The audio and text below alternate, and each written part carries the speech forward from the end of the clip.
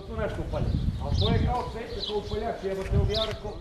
I kad sam uvatio ugao ovdje nema ništa, kad sam se okrenuo, tamo malo sam dok sam ja bacio kofu vode, ono prenelo ovamo.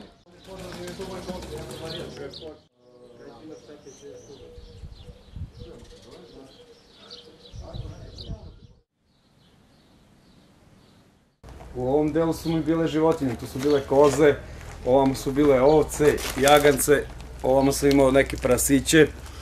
Kad je zahvatila vatra, ja sam gledao to prvo da spasim, jebi ga. Ovamo, ovaj deo, tu mi je služila kao ostava.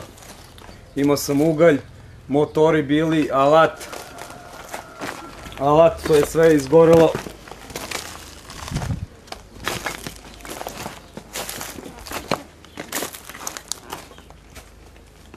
Ovo šta je bio, Suzuki? Suzuki, GXS 1100.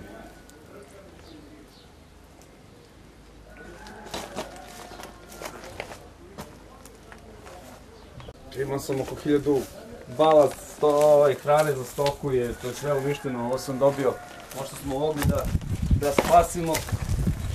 Ovo je sad privremeno do košenja, da možemo da prehranimo te životinje. Ene su mi tamo izgoreo testere, alat, jebi ga, alat nešto i još uvek nismo ni našli, jebi ga, šta ima, jebi ga. Ovdje imam 4-5 kotura prohroma, aluminijuma. Baš me onako snašla, jebi ga, šta ti kažem.